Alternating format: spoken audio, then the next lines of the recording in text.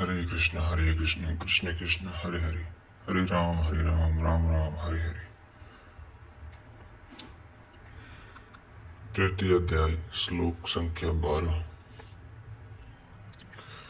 इष्टान भोगानि उतीव दास्यन्ते यज्ञ भाविता तैरितान पदार्यप्यो भूंगतेस्तेनेव सा।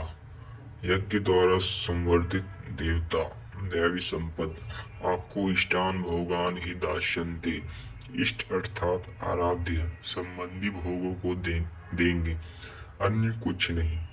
तय दस, तय दस्तान वे ही एकमात्र देने वाले हैं। इष्ट को पाने का अन्य कोई विकल्प नहीं और कोई विकल्प नहीं है। इन दैवी गुणों को बिना बढ़ाए जो इस स्थिति को भोग करता है वह निश्चय ही चोर है। जब उसने पाया ही नहीं तो भोगेगा क्या। किंतु कहता अवश्य है कि हम तो पूर्ण हैं, तत्वदर्शी हैं। ऐसी डींग मारने वाला इस पथ से मुंह छिपाने वाला है। यह निश्चय ही चोर है, वह निश्चय ही चोर है, न कि प्राप्ति वाला। किंतु पाने वाले क्या पाते हैं। श्लोक संख्या 13। यज्ञ शिष्टानि शिना संतो मुच्यन्ते सर्व क्लीबशे भुंजन्ते ते त्वगम पापा ये पचन पचन्त्यात्मकारणात्। यज्ञ से बचे हुए अन्न को खाने वाले संत जन सब पापों से मुक्त हो जाते हैं। दैवी संपत्ति की वृद्धि करते करते परिणाम में प्राप्ति काल ही पूर्ति काल है। जब यज्ञ पूर्ण हो गया तो शेष बचा हुआ ब्रह्म ही अन्य है। इसी को श्री कृष्ण दूसरे शब्दों में कहा, यज्ञ शिष्टान मृत्यु भुजो यान्ति ब्रह्म सनातनम। यज्ञ जिसकी सृष्टि करता है उस असन का पान करने वाला ब्रह्म में प्रविष्ट हो जाता है। यहाँ वे कहते हैं कि यज्ञ से शेष बचे हुए असन का, ब्रह्म पीयूष का पान करने वाला सब पापों से छुटकारा पा जाता है।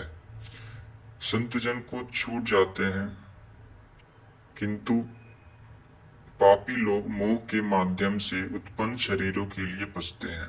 वे पाप खाते हैं।